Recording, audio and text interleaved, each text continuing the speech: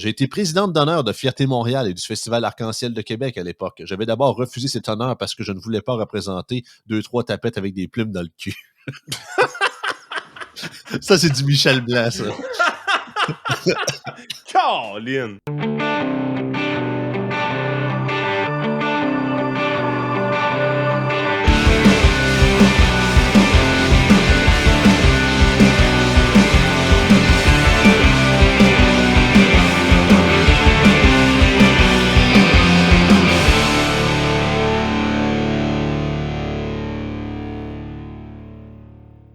Hey, bienvenue dans Torian et Frank. Aujourd'hui, absence de Frank, petit problème familial, donc ça l'arrive à l'occasion. Joey prend sa place. On parle de toutes sortes de choses, notamment des fonctionnaires qui perdent leur job. Puis c'est triste, triste, triste. La CAQ qui commence un début de commencement de peut-être un petit ménage. Puis là, ils sont tristes, tristes, tristes. C'est vraiment pas fin. Puis évidemment, Fierté Montréal, qui ont décidé d'être intolérants, congédier leur président, ou démissionner plutôt, puis éventuellement redevenir tolérants. Wouhou! Safia a perdu. Ah ouais, Safia a perdu certains. Avant qu'on commence, Joey, on va starter avec les commanditaires, évidemment, donc des gens qui nous appuient depuis très longtemps. Ready for Canada, si vous avez des besoins en immigration, la paperasse, le red tape, tout ce qui est chiant pour une entreprise ou pour vous-même ou pour les gens que vous voulez faire venir. Gérer la paperasse, donner ça à un professionnel qui sait comment faire, qui sait comment parler aux fonctionnaires, qui sait quel langage utiliser avec eux. Ça va être beaucoup plus facile. Donc, Ready for Canada. Ranch Brand, notre premier commanditaire de tout, en fait, dans le show, commanditaire de longue date, qui n'ont jamais abandonné. Max est en train de faire la tournée des rodéos au Québec présentement, toutes les shows qu'André n'a pas. Là, envoie le gros pick-up, envoie la grosse roulotte. On a du fun, c'est party rodéo. Et je vous confirme, pour avoir été à Saint-Victor, des calottes Ranch Brand, des gilets Ranch Brand, il y en a rien qu'en masse.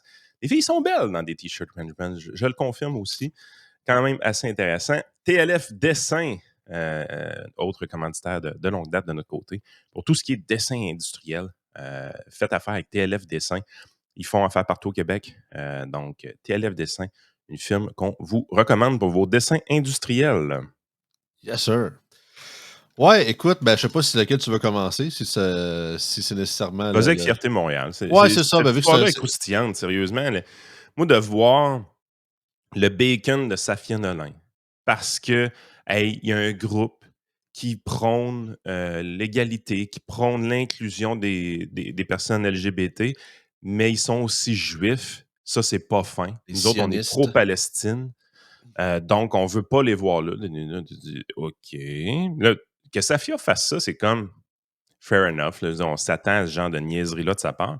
Mais de voir l'organisation plier devant Safia Nolin, devant le bacon qu'elle a fait, moi, j'ai été quand même assez surpris parce que cet organisme-là, c'est un organisme d'inclusion.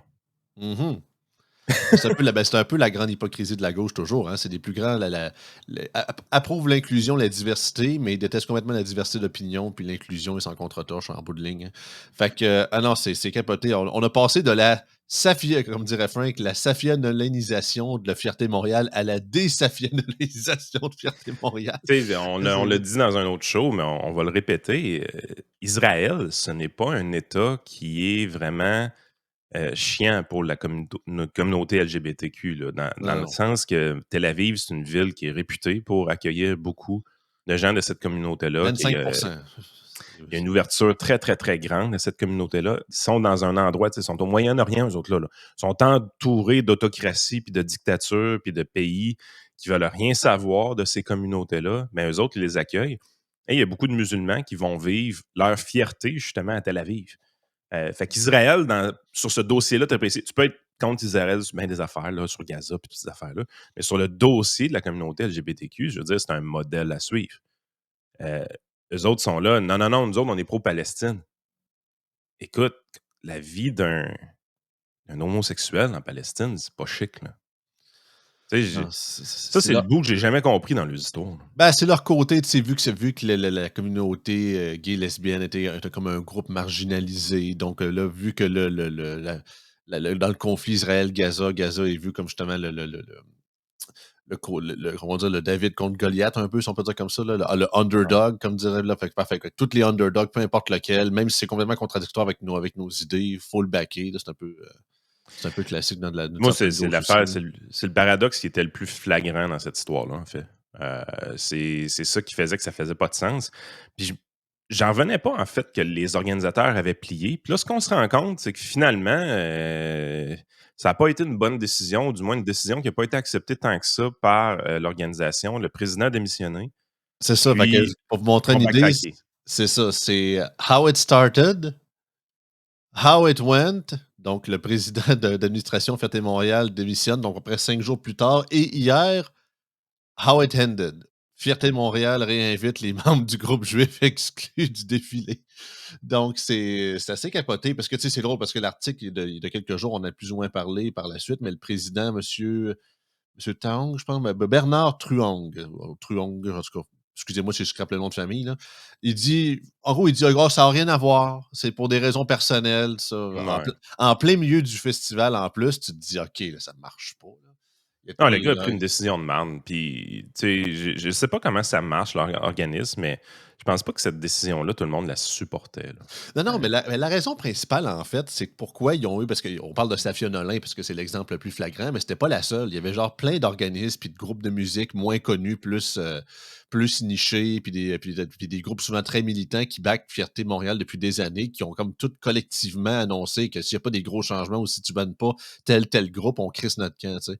Fait qu'il y a Ouais. vraiment eu de la grosse peer pressure de vouloir faire ça. Qu'est-ce qui va se passer? Même il y en a il y avait un article de la presse ce matin, je ne me rappelle plus c'est lequel qui l'avait écrit, qui disait OK, là, c'est-tu la fin de Fierté Montréal sous sa forme actuelle? Parce que là, La ceux qui marde était voulaient. pognée, là. Ben, c'est ça, la part des poignets. Fait que là, vu qu'ils ont backtracké les groupes originaux qui voulaient canceller les groupes juifs, vont-ils finalement justement sacrer le camp comme il avait promis à l'époque? Tu sais, fait que c'est un peu spécial. Là. Puis, tu sais, tu te mets dans une position aussi où est-ce que, quand tu regardes tout ça, là, avez-vous vu le modus operandi de cette gauche folle-là, un peu?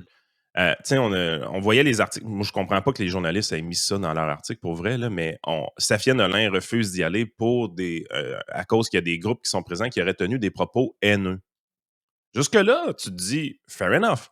Je vais lire l'article et je vais pouvoir lire les propos haineux qui ont été dits, peut-être avec une ou deux censures si c'est vraiment gras, là, tu sais.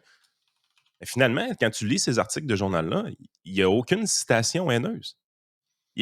On dit qu'on on veut rien savoir d'eux parce qu'ils tiennent des propos haineux, mais en aucun cas, on trouve des propos haineux de ces gens-là. Ah, un peu comme un C'est, certain chanteur américain, n'est-ce pas? ouais, mais c'est toujours ce même modus Mm. operandi-là, puis je n'arrive pas à comprendre pourquoi les organismes ou les gouvernements, les autorités tombent dans le panneau de ces groupes de pression-là. Tout ce qu'ils ont besoin de faire, c'est sortir et dire nous autres, on veut pas que ceux-là soient là parce qu'ils sont haineux. Aucune démonstration, aucune preuve, hors de tout doute raisonnable. On est loin de la preuve de justice. Là. Ouais, non. On dit, hey, parce que le propos haineux, en bout de ligne, Joey, c'est quand même un acte criminel. Là. Ouais, puis ça Si tu ratisse. encourages des propos haineux, c'est un acte Ah criminel. oui. Fait que là, tu es là, tu te dis, tu te fais accuser par des gens de faire un crime, d'une certaine façon. Mm. Mais ils peuvent dire ça en toute impunité sans fournir de preuves. Ben, c'est un peu une forme de macartisme moderne. C'est pour ça que ça pas c'est quoi le macartisme. C'était justement du fameux sénateur ou représentant McCarthy dans les années 50, si je ne me trompe pas. Frank va me taper ses doigts. Puis c'est ça, c'est 50-60, en tout cas, ben, à l'époque où justement aussi que c'est le début de la guerre froide, puis les Américains faisaient la guerre aux communistes, puis le macartiste c'était vraiment genre Are you a communist? Là, c'est vraiment la chose aux communistes. Fait que mettons, je sais pas, telle personne est arrêtée à cette époque-là, genre il avait des propos communistes. Comme OK, mais c'est quoi les propos? C'est pas une époque très reluisante pour la Non, liberté c'est d'expression, le absolument pas, là. macartisme. Puis c'est effectivement, je pense que le parallèle est vraiment bon parce que la gauche tombe dans les vieux patterns de la droite. Parce que la droite a déjà été comme ça. C'est ça, parce que c'est C'est- la droite qui poussait ça à l'époque, là. Exactement. Tu sais, la droite a déjà été comme ça. En fait, ce qu'on dit, là, c'est méfiez-vous des autoritaires. Les autoritaires sont dangereux. C'est à tous les bords. C'est eux qui atteignent la liberté d'expression. C'est eux qui amènent des lois, des changements liberticides dans notre société. Et cette gauche-là, un peu folle, est rendue liberticide, est rendue anti-liberté d'expression, alors que, Christy, si on regarde le mouvement de gauche des années 60-70, c'était des mouvements un peu peace and love, vous allez dire, mais des mouvements qui favorisaient la liberté d'expression. La gauche était bonne pour la liberté d'expression dans les années 60-70. Puis ils ont perdu cette flamme-là, ils sont devenus carrément des autoritaires qui veulent canceller, annuler les autres, qui sont devenus intolérants. Je veux dire, l'image qu'on a de la gauche bienveillante, c'est une gauche qui est tolérante, qui est inclusive. Mais tout ça est disparu. C'est devenu une gauche agressive, une gauche qui est intolérante et qui veut la cancellation. Puis, à mon avis, c'est là que tu te rends compte aussi que ce n'est pas une affaire de gauche et de droite, cet autoritarisme-là. Ah non, il y en a des deux bords. Parce que la droite a déjà été comme ça. C'est juste que, n'ayant plus le contrôle des médias depuis très longtemps, n'ayant plus le contrôle des campus universitaires, la droite est devenue un chevalier de la liberté d'expression parce que c'est elle qu'on essaie de faire taire tout le temps. Parce que la gauche maintient son pouvoir sur les médias et les campus universitaires. Donc, c'est elle qui peut censurer la droite. C'est elle qui agit de manière autoritaire. Fait que les champions de la liberté d'expression présentement sont plus à droite. Et les champions de l'autoritarisme sont plus à gauche maintenant, mais c'est une inversion des rôles qui s'est passée au fil du temps. C'est ça. Puis ça se trouve dans peut-être 20, 30, 40 ans, ça va être de nouveau l'inverse. Who knows? On ne sait pas ce qui va arriver. Exactement. Mais là, de voir qu'ils ont backé, c'est quand même une bonne chose. À base, tu sais, je veux dire, Fierté Montréal n'auront jamais eu autant de publicité. Parce qu'à la base de tout, même moi, je commence à trouver que c'est comme un événement qui est un peu dépassé, dans le sens que le mois de juin au grand complet, c'est le mois de la fierté. Il y a toutes sortes de journées pour toutes sortes de types de bisexuels, asexuels, pas tant de choses. Il y a des journées pour cette communauté-là, il y en a sans arrêt. Les arcs-en-ciel, il y en a tout le temps. J'ai jamais vu autant d'arcs-en-ciel de ma vie. La job est faite. Est-ce que ce défilé-là est encore réellement important? À mon avis, non. Moi, je pense qu'on a atteint des niveaux de tolérance et d'inclusion dans notre société qui sont quand même très bien. Je ne dis pas parfait. Là. Je sais qu'il y en a des gens qui sont encore homophobes, là, mais je veux dire, il y en aura il y a toujours. encore des gens racistes aussi. Là. Il va toujours en avoir. C'est ça. Mais l'affaire, c'est que en général, l'inclusion de la communauté gay ou LGBTQ, mettez toutes les lettres que vous voulez, est quand même bonne, leur inclusion. Là. Moi, personnellement, je garderais le défilé, mais genre une journée. Maintenant, je sais pas, ou à la limite, ils font un genre de petit festival d'un week-end, mais tu sais, qui enlève tout le mois, puis toutes les affaires de trucs, là, tu sais, parce que justement, la majorité de la job, pas juste au Québec, au Canada, en Occident en général, est majoritairement faite. Tu sais, comme j'ai déjà dit souvent, il faut focuser à cette heure à l'international, à la place où c'est que ça va vraiment pas bien, comme au Moyen-Orient, justement, comme en Asie du Sud-Est, en Afrique centrafricaine, des affaires comme ça. Puis c'est justement plus avec du monde comme toi puis moi, puis ben, plus moi parce que j'en fais partie, là. Mais, Ouais. mais comme allié, on va dire ça comme ça. Là. Mais c'est ça, de faire valoir justement qu'on n'est pas des fous-braques, tout ça, parce que justement, on voulait, ben, c'est ça, c'est le discours que j'ai tout le temps. J'avais fait un épisode de 2 heures là-dessus sur la chaîne que vous pouvez toujours retrouver. C'est qu'à force de pousser trop loin, on voit le backlash inverse commencer à arriver. Là. On a parlé de l'étude de Gay Montréal, puis tout ça, puis l'intolérance chez les jeunes, ou quoi que ce soit. Fait que c'est ça. Oui, puis les gens au niveau du nationalisme identitaire sont en train de reprendre vie aussi.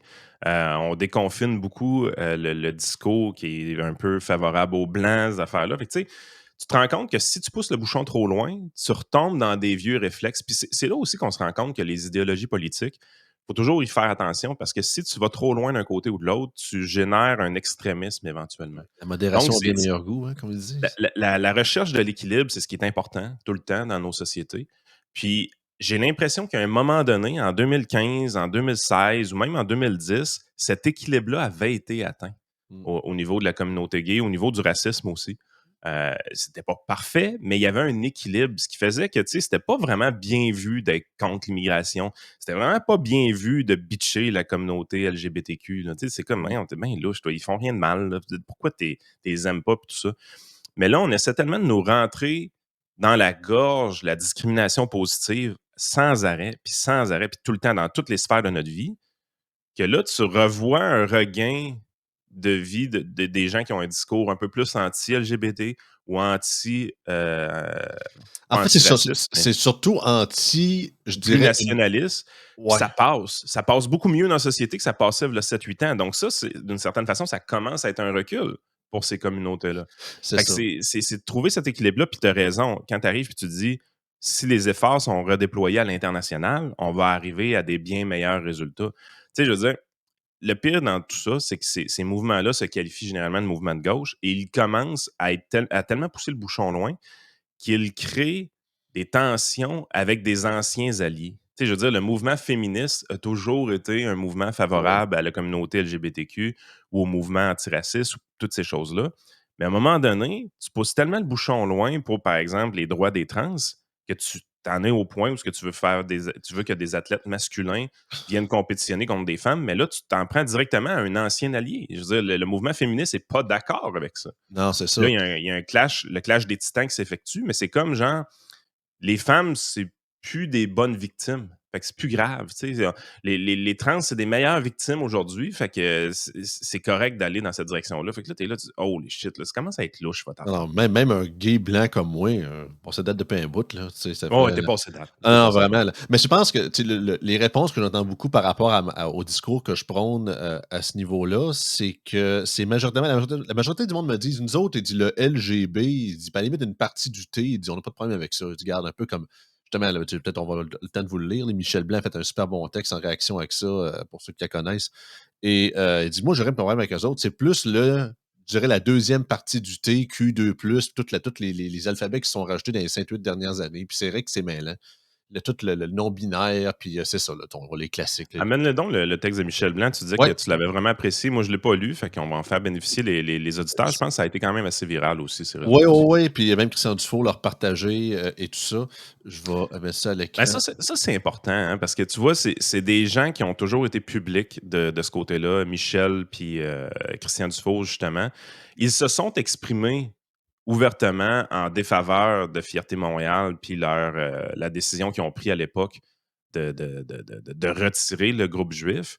Fait que, tu sais, de voir qu'il y a un backtrack, ça vient un peu de ces gens-là aussi, ces ténors-là du Les mouvement. vétérans, là, ouais. Tu sais, je voyais Christian Dufault qui disait que ça a été un des premiers animateurs même à animer une émission de radio ouvertement gay dans les années 80. J'étais pas au Francophone. courant de ça, là. Francophone, c'est ça, une des premières francophones.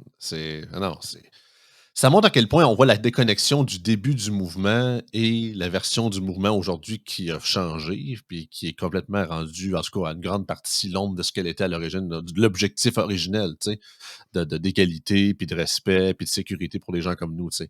Fait que ça va comme suit. Fait que Michel Blanc, qui est professeur à HEC, si je ne me trompe pas, c'est ça, une des premières femmes trans, justement, du moins, quasiment la plus connue au Québec, sinon pas, qui n'a pas la langue dans sa poche, puis c'est pour ça que je l'apprécie beaucoup. Fait que ça va comme suit. Cette gauche qui fout la merde dans la communauté LGBT. Dans la presse, Bernard Truand, président du conseil d'administration de Fierté Montréal, a remis sa démission. Cette décision survient au beau milieu du festival pendant que l'organisme est aux prises avec une controverse entourant l'exclusion de 2 groupes juifs à son défilé. Jeudi dernier, Safia Nolin a annulé sa participation prévue à Fierté Montréal en raison de la présence prévue de GAVA, groupe LGBTQ+, juif, parfois qualifié de sioniste. Celui-ci était déjà du défilé l'an dernier. L'année C'est passée, ça, l'année passée, ça faisait, mais là, cette année, ça faisait plus, là. Non, c'est ça. L'année passée, le drapeau israélien était au défilé. Comment ça vous fait sentir? Ceci est inacceptable. Ça, c'est ce qu'elle avait écrit, ce qu'on avait parlé dans le podcast il y a quelques jours, écrit l'artiste sur son compte Instagram. Il y a quelques années, lors de l'événement commémoratif de la tuerie d'Orlando, on s'en rappelle, ça avait été beaucoup médiatisé à l'époque, la cérémonie solennelle avait été perturbée par des pink blocs. Il y a quelques années, des groupuscules de gauche avaient fortement protesté contre un contingent de policiers LGBT qui voulaient défiler avec les autres LGBT parce qu'ils représentaient la méchanceté de ceux qui avaient battu des tapettes dans les années 70 et 80. Attends un peu, c'est quoi ça? Ça dit quelque chose, ça, ce qu'elle raconte là? Pas vraiment, mais je suis plus ou moins parce qu'en fait, tu sais, je comprends, dans le sens que je connais pas les nouvelles, puis c'est vrai que les pink blocs, j'ai jamais entendu ça avant, mais je comprends parce que, tu sais, la logique de la gauche, tu sais, defund de police, puis de ci, de Ouais, ça. ouais. Puis c'est vrai que, en fait, le mouvement juif a commencé en 69 avec les riots de Stonewall à New York. Puis c'est vrai que c'est là que les gays s'étaient fait battus en tout cas, ils s'étaient battus contre la police. Puis en tout cas, semble-t-il que certains ont encore des grudges, même si, genre, c'est réellement pas les mêmes personnes qui avaient fait ça que les policiers qui étaient gays à l'époque, on s'entend, là.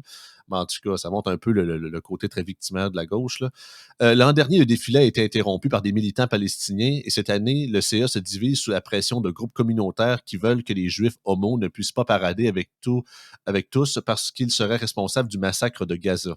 Attends un peu. Leur défilé l'année passée a été interrompu par des Palestiniens?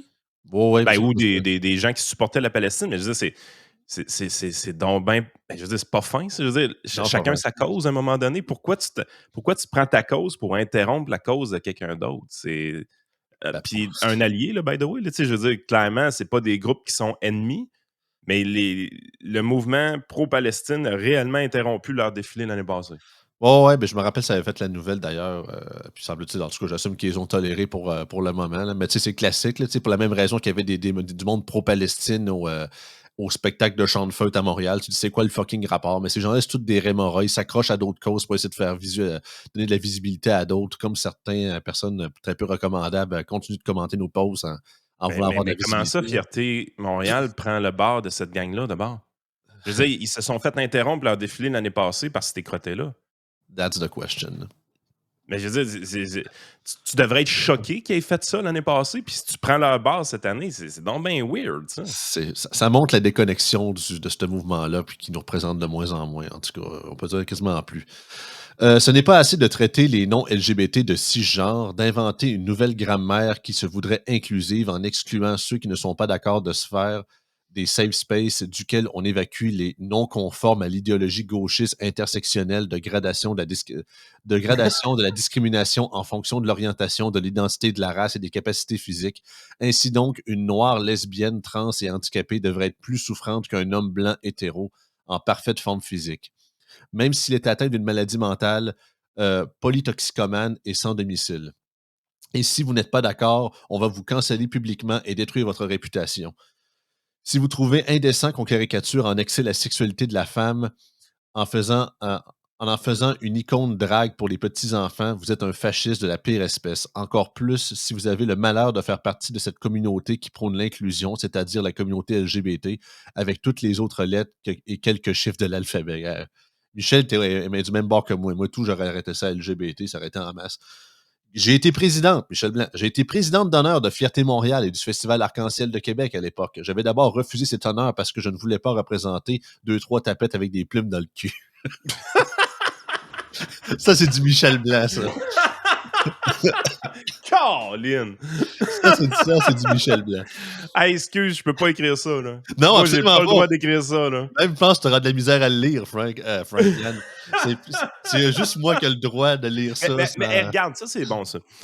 Tu lis ça, là. Tu sais, t'es ouvertement gay depuis longtemps. Il n'y a pas de cachette dans ton cas. Puis en le lisant, t'es parti à rire. Je veux dire, Caroline, man, il me semble, quand on parlait que l'objectif est atteint, c'est un peu ça. Là. C'est ça. Ben, en fait, j'ai toujours dit que si tu veux vraiment avoir l'ultime marqueur de tolérance dans une société, c'est quand les humoristes commencent à rire de toi. Ouais. Pas rire de toi, ostracisé, c'est des trous de cul. Non, rire de toi. Puis moi, j'ai toujours trouvé que les jokes sur les gays, peu importe l'humoriste, c'était les plus drôles que je riais. T'sais, parce que Jean-François Mercier en passant par plein d'autres non fait. Puis moi, je riais. Jamais je me sentais visé là-dessus. Fait que c'est ça. On continue. Mais on m'expliqua que oui, il y avait bien de ces rares exagérations que plusieurs milliers de LGBT déambulaient lors du défilé et que malheureusement, c'était ces énergumènes qu'on filmait et qu'on présentait dans les médias.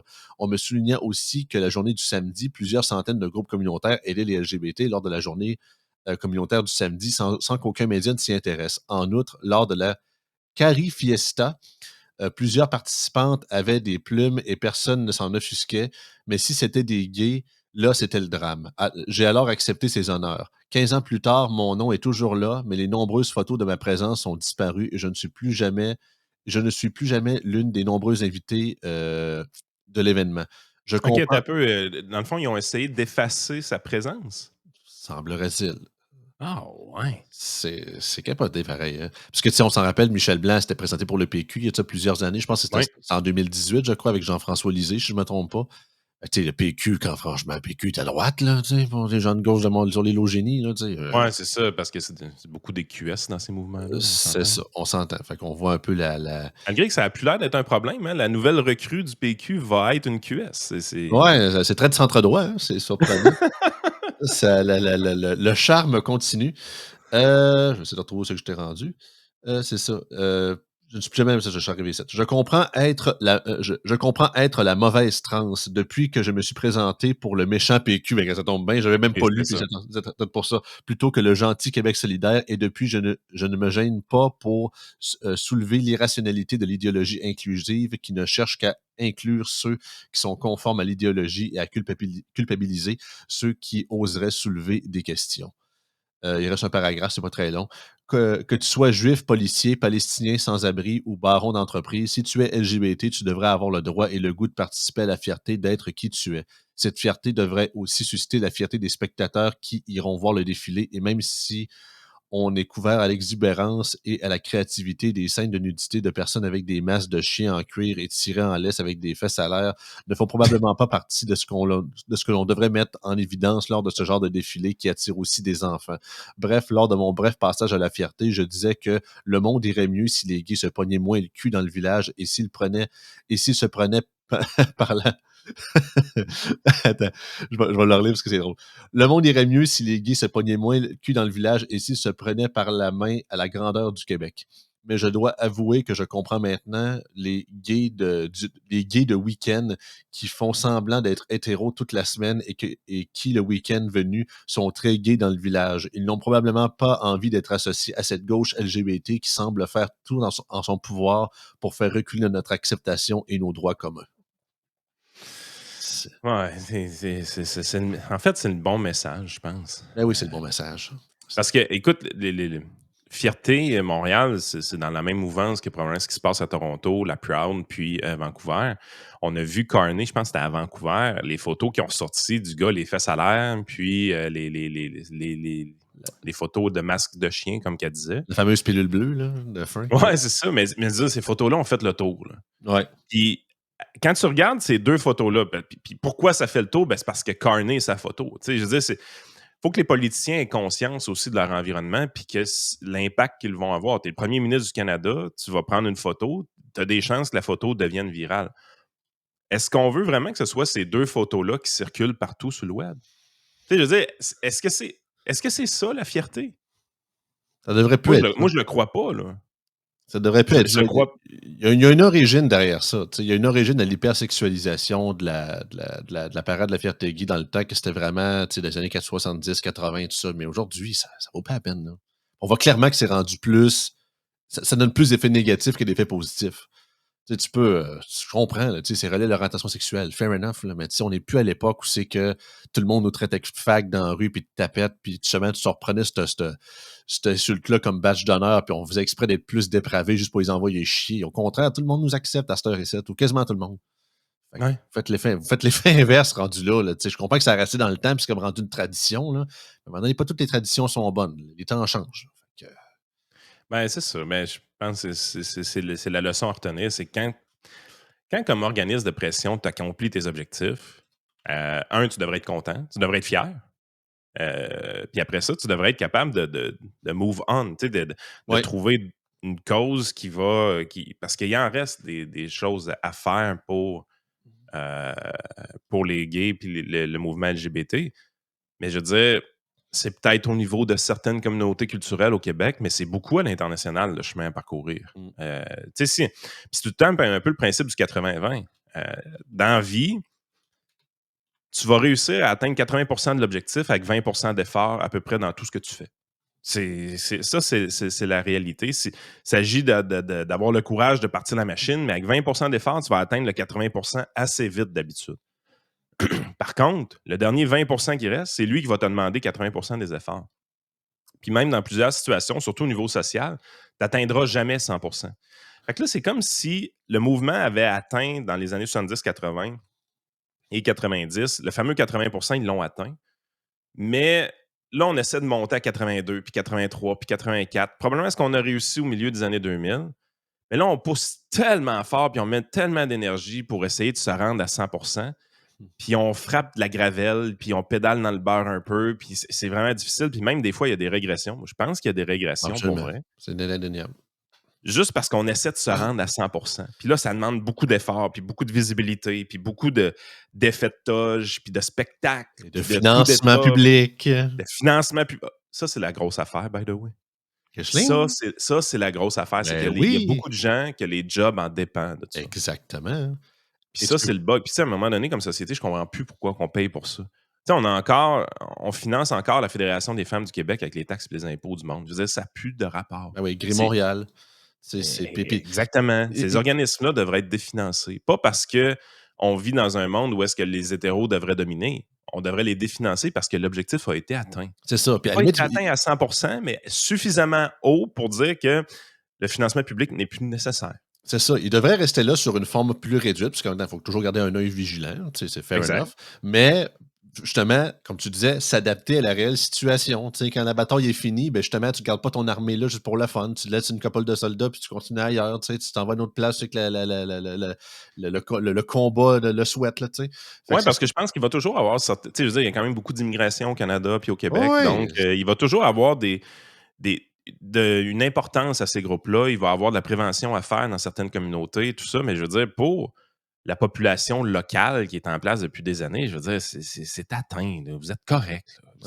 L'objectif est atteint. Fait, je pense qu'on devrait définancer ça. Ils aiment ça, eux autres, défendre des patentes. Là. Mais je pense qu'on est rendu au point qu'on devrait définancer ça. C'est pas parce que... Puis ça, c'est l'autre bug. Hein? La raison pourquoi ça se définance pas, c'est que si tu as un discours... Demain matin, je sors publiquement, puis là, je pense que pour des économies, il faudrait définancer ces groupes-là. Tu passes pour un homophobe. Ben, c'est ça. Il faudrait vraiment que tu sois gay ou bisexuel, whatever, juste pour qu'on te prenne au sérieux. Mais je pense que comme hétérosexuel, j'ai le droit de dire des affaires de même quand même. Mm-hmm. Parce que, tu sais, on l'a mis la table là, dans le podcast, on en a jasé pendant une demi-heure. Moi, je considère qu'on a fait des belles progressions. Je considère qu'on on a atteint des beaux objectifs. Je considère qu'on vit dans une société beaucoup plus inclusive en 2025 qu'en 1970. Je trouve que c'est bravo à ces gens de ces mouvements-là. Mais vous avez tellement bien performé que c'est le temps de vous définancer. Mais si tu tiens ce discours-là, tu vas être traité d'homophobe alors qu'il n'y a absolument rien d'homophobe là-dedans. Non, tu es père de 2 enfants qui ne sont pas gays, mais tu les as appris justement à être tolérant envers les personnes comme moi et tout ça, tu sais, puis mais non, il n'y a pas de stress avec mes kids. Mais non, c'est ça, tu sais, fait que... C'est pour ça que on est vraiment dans une situation où est-ce que tu dis, là, il va falloir se faire un peu de coin dur. Là, on peut définancer des trucs. Parce que c'est comme si, genre, la journée que tu commences à être du financement public dans quelque chose, ce serait ad vitam aeternam jusqu'à la fin des temps. Là. Ah ouais, c'est ça, c'est une loi de l'univers. Là, c'est les tablettes de Moïse, c'est incrusté dans la pierre, on peut pas changer ça. Là. Ah ouais? Fait que, en tout cas, moi je pense que c'est peut-être révélateur ce qui s'est passé. Je sais pas quelle direction ça va prendre. J'ai hâte de voir. Parce que, tu sais, il faut pas que ça tombe dans le mouvement inverse. Parce que si tu arrives et tu dis, on tombe dans le mouvement inverse, parce qu'il y a un intérêt populiste à droite d'aller dans le mouvement inverse. Oui. C'est des choses qu'on va voir aux États-Unis, par exemple. C'est des choses que potentiellement on va voir au Canada également. Puis, tu sais, moi, je pense pas que on a une job quand même assez publique là, avec Yann et Frank et tout ça. Mais tu sais, on tombe pas dans le mouvement inverse, mais je veux dire, en même temps, c'est une de nos sources insatiables de pilules bleues, ces affaires-là. C'est tellement rendu un freak show, la victimisation de ces groupes-là, que ça devient genre du matériel humoristique facile d'utilisation. Mais à un moment donné, il ne faut pas que ça tombe dans la haine non plus. L'humour, c'est correct, mais la haine, tu veux pas ça. Mais il y a un intérêt, je veux dire, ils sont tellement gossants et fatigants qu'il y a un intérêt pour que le mouvement anti-LGBTQ se construise. C'est ça. Ça, tu veux pas ça. Ça, tu veux pas aller là. Fait que là, il va falloir le retrouver, cet équilibre-là. Puis... Et non, Yann ne m'a pas engagé il y a 2 ans pour remplir son quota parce que ça y prenait un gay pour bâcher ses gays. Là, il m'a pris parce que j'étais compétent, puis une couple d'autres, puis c'est ça. Écoute, ça n'a jamais été même question dans tout. Open bar.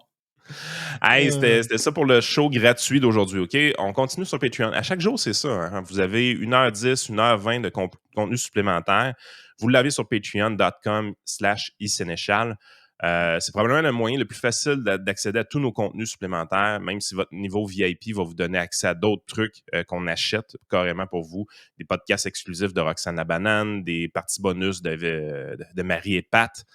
Notamment, vous allez avoir les bulletins de nouvelles de Joey, vous allez avoir les 3 Afuera, qui est un podcast exclusif Patreon. Donc, tu sais, vous avez vraiment des textes exclusifs aussi, plein de trucs comme ça. Vous avez plein de stocks supplémentaires quand vous allez sur Patreon.